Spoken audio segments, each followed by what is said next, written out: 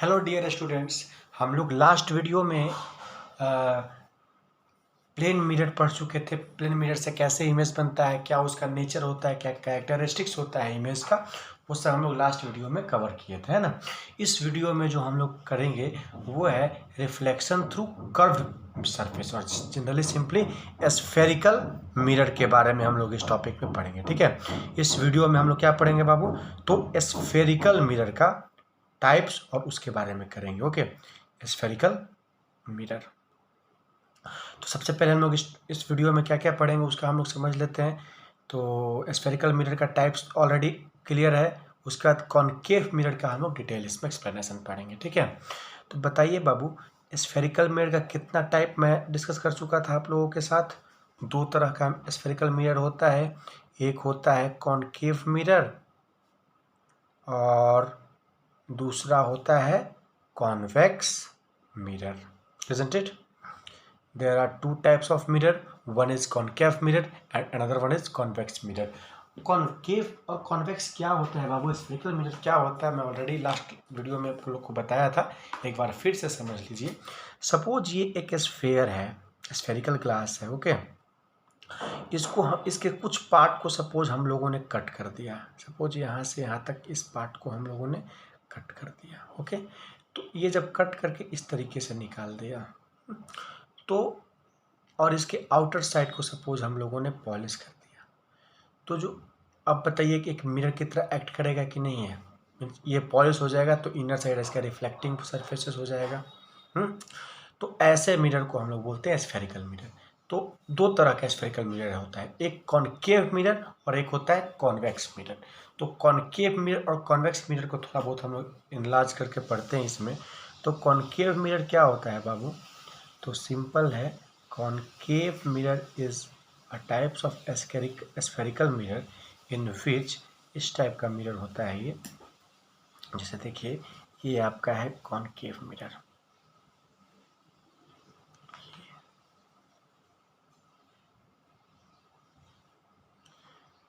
Means in this mirror outer surface is polished and inner surface is reflecting.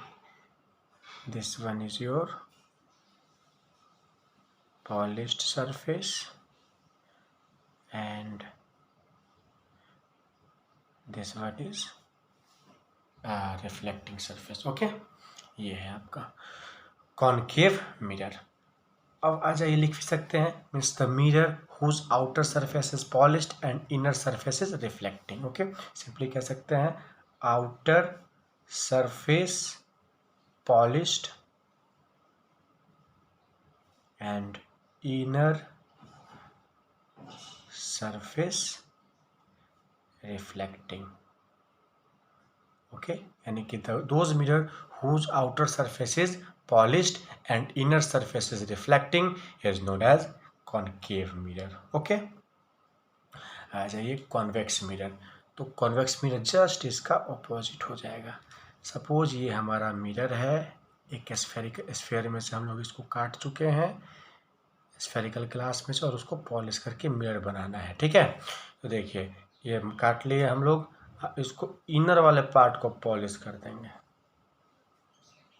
तब inner वाला part को polish कर देंगे तो क्या हो जाएगा, ये इधर से रिफ्लेक्ट करेगा, रिफ्लेक्टिंग सरफेस ये हो जाएगा। तो ऐसे मिरर को हम लोग क्या बोलते हैं, कॉन्वेक्स मिरर कहते हैं। ये हमारा क्या है, कॉन्वेक्स मिरर। कॉन्वेक्स मिरर समझ सकते हैं, क्या लिखेंगे इसको, means inner side polished, inner side polished and outer side reflecting. Okay, means those mirror whose inner side is polished and outer side is reflecting is known as convex mirror. Over. Okay, अब हम लोग इस video में means यहाँ पर concave mirror से कुछ चीज़ों को समझेंगे और इसको डिटेल में पढ़ेंगे कॉनकेव मिरर फर्स्ट, उसके बाद हम लोग कॉन्वेक्स मिरर में चलेंगे। ओके, कॉनकेव मिरर में होगा आपका इमेज फॉर्मेशन क्या कैसे होता है इसका, कुछ इंपॉर्टेंट टर्मिनोलॉजीज है, रे डायग्राम से, इन सब चीज़ों को हम लोग इसमें पढ़ेंगे। ओके, देखिए बाबू, जैसे कि ये है आपके पास एक कॉनकेव मिरर।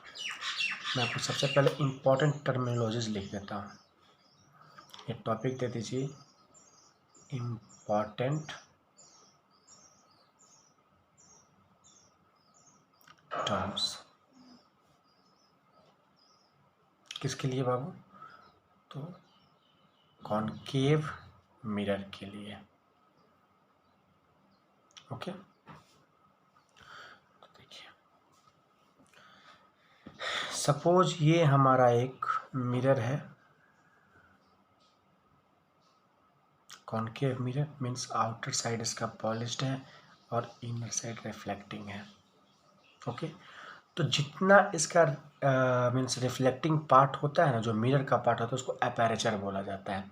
फिजिक्स में इसको एपेरेचर बोला जाता है। ओके, उसके बाद इस मिरर के मिड पॉइंट को पोल कहा जाता है। Means mid point of the mirror is known as pole through which principal axis passes.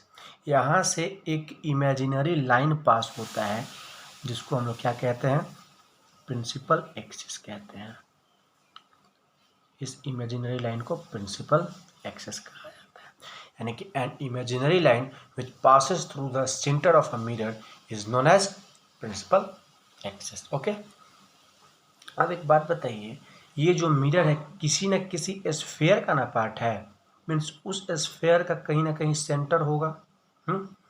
तो इस स्फेयर का सेंटर को हम लोग क्या कहते हैं? Centre of curvature. Centre of curvature means simply इसको आप लिखना चाहेंगे तो इस तरीके से लिख सकते हैं। सेंटर ऑफ कर्वेचर क्या होता है? सी से होता है आपका सेंटर ऑफ कर्वेचर। इसको हम लोग डिनोट करते हैं सी से। और ये क्या होता है बाबू? इस तरीके से C, and it is the centre of the sphere, centre of the sphere whose mirror is part, whose mirror is a part। Means उस स्फेयर का सेंटर जिसका ये मिरर एक पार्ट है, ठीक है, उसको हम लोग बोलते हैं सेंटर ऑफ कर्वेचर। ओके, अच्छा एक बात बताइए, तो जैसे सपोज ये जो मिरर है आपका, वो इस स्फेयर का पार्ट है। इस स्फेयर में से हम लोगों ने इसको कट किया है, ठीक है, ठीक है। अब एक बात बताइए, ये तो सेंटर ऑफ कर्वेचर हो गया अगर ये मिरर है तो। हाँ, ये अगर मिरर है तो ये वाला पार्ट हमारा सेंटर ऑफ कर्वेचर हो जाएगा। अब यहाँ से यहाँ तक जो लाइन ज्वाइन करता है उसको हम लोग क्या बोलते हैं? रेडियस बोलते हैं ना स्फेयर को। तो यहाँ पर मिरर के टर्म में इसको क्या बोला जाता है? Radius of curvature. Radius of curvature R means radius of the mirror whose the radius of the sphere whose mirror is a part, उसको हम लोग क्या बोलते हैं? Radius of curvature. ओके, इन दोनों मिड पॉइंट के बीच में मीन्स सॉरी सी और पी के बीच में मीन्स पोल और सेंटर ऑफ कर्वेचर के बीच में एक पॉइंट कंसीडर किया जाता है और उस पॉइंट को फोकस कहा जाता है। फोकस, ठीक है। ये फोकस क्या होता है जस्ट मैं बता रहा हूँ, पहले ये समझ लीजिए, इसको जनरली नाम समझ लीजिए, फोकस होता है ये, ठीक है। ये होता है फोकस, और सिम कह सकते हैं इसको principal focus of concave mirror. Okay, principal focus of concave mirror. तो ये चीज़ इसको कहीं लिखने के लिए आ जाता है एग्जाम में, तो लिख दे सकते हैं इसको, प्रिंसिपल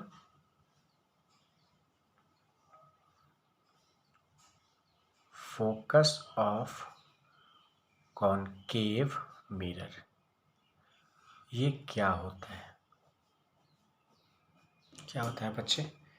तो ये होता है बाबू आपका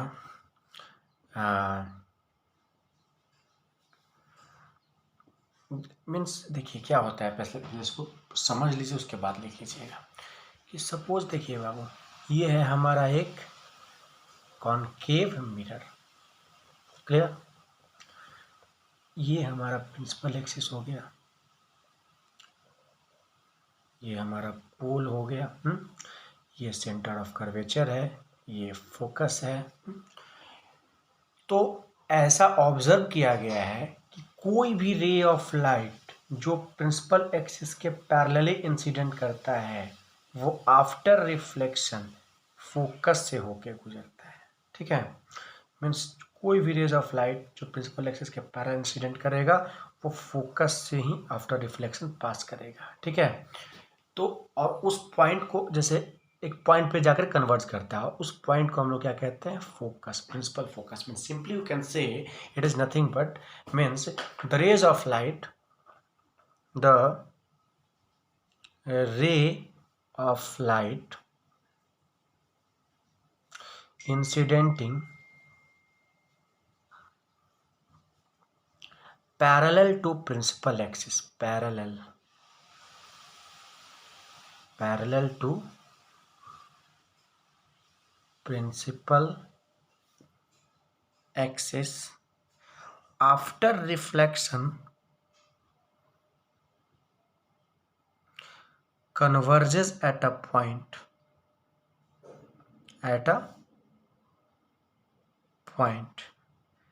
that point is called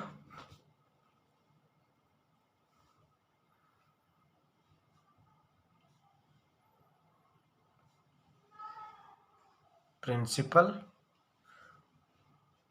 focus of concave mirror। Okay, ये है आपका कॉनकेव मिरर का प्रिंसिपल फोकस का एग्जांपल, सॉरी डेफिनेशन। ओके, और एक चीज और, हमने क्या कहा, प्रिंसिपल फोकस हमेशा पोल और सेंटर ऑफ कर्वेचर के मिड पॉइंट में होता है। तो जो पोल और फोकस के बीच का जो डिस्टेंस होता है ना, उसको हम लोग कहते हैं स्मॉल एफ, जिसको कहा जाता है focal length. Clear? Means the distance between pole and focus is known as focal length.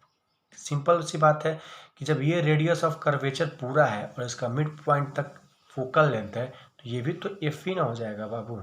Clear?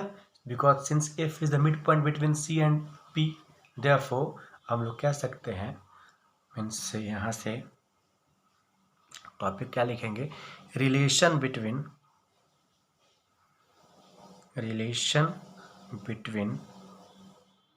Pole radius of curvature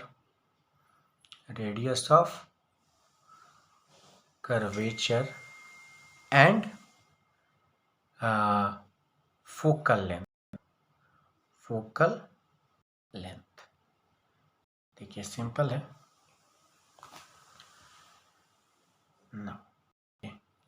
R is equal to क्या होता है, F प्लस F, since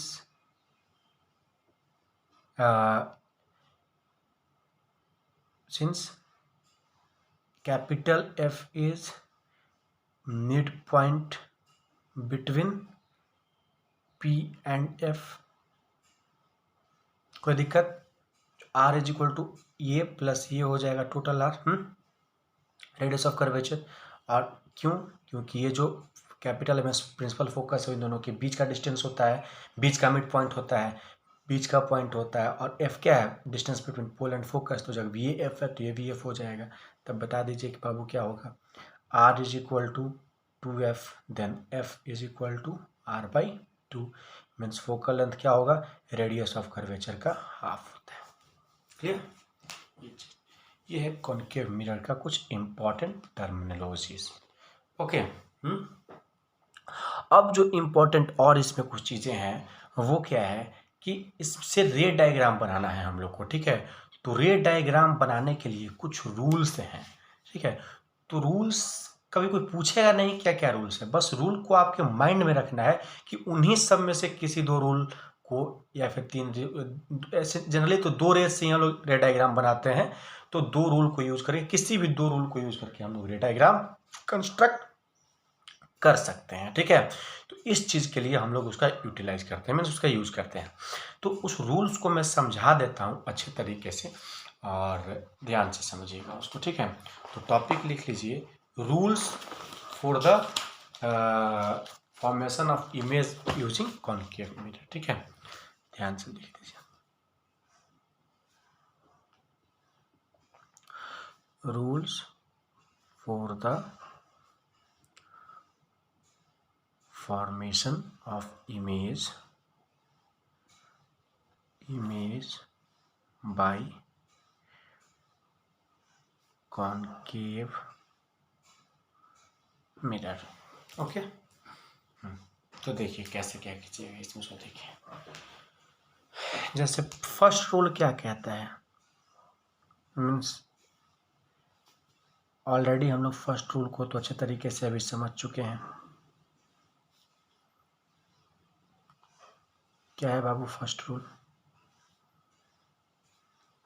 तो एक रूल कहता है कि ये है आपके पास पोल, ये है आपके पास सेंटर ऑफ कर्वेचर, ये है आपके पास फोकस, यहाँ से यहाँ तक एफ है ना। तो फर्स्ट रूल कहता है कि if a ray of light incident parallel to the principal axis, if a ray of light incident parallel to the principal axis, then after reflection it passes through focus. किधर से जाएगा बाबू? Focus से होकर के गुजरेगा। ठीक है, ये कॉनकेव मिरर का केस था, इसलिए क्लियर। लिखने की जरूरत नहीं है, मीन्स मैं लिखने की आवश्यकता नहीं, आप लोग समझ गए होंगे। लिख लीजिएगा। क्या लिखिएगा बाबू? कि if a ray of light incident parallel to the principal axis, then after reflection it passes through principal focus. Okay, first rule. Second rule इसमें क्या कहता है बाबू? बहुत आसान है कि जस्ट इसका ऑपोजिट, देखिए ये आपका कॉनकेव मिरर है, ये है आपका, सपोज मैंने बना दिया प्रिंसिपल एक्सिस, इसको पोल कहते हैं, ये सेंटर ऑफ कर्वेचर है और ये प्रिंसिपल फोकस है। ठीक है, तो क्या होता है कि अगर कोई भी रे ऑफ लाइट डायरेक्टली फोकस के थ्रू इंसिडेंट करता है, then after reflection it becomes parallel to principal axis. Means if a ray of light incident through focus on a concave mirror, then after reflection it becomes parallel to principal axis. Okay, second rule is this. Third rule is what? कि if a ray of light, ये आपका मान लेते हैं कि ये आपका concave mirror,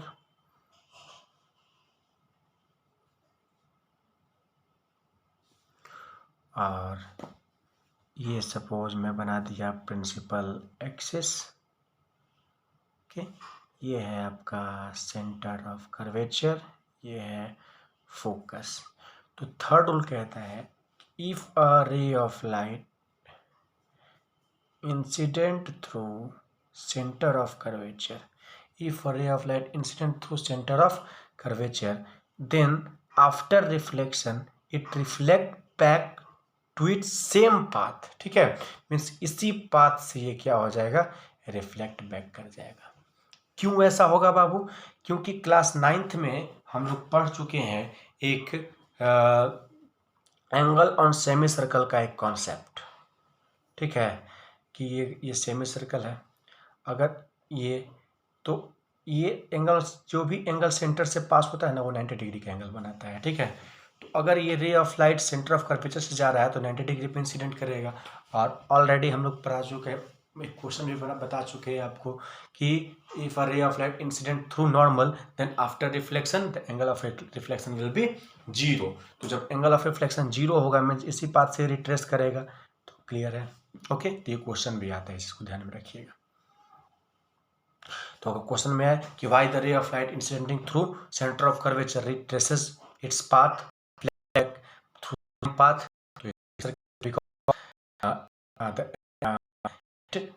because ray of light incidenting by making 90 degree is always retraces its path, means it's always reflect back towards the through same path। ये इसका आंसर हो जाएगा। ठीक है, थर्ड जो क्या है बाबू, last one, fourth is nothing but कि सपोज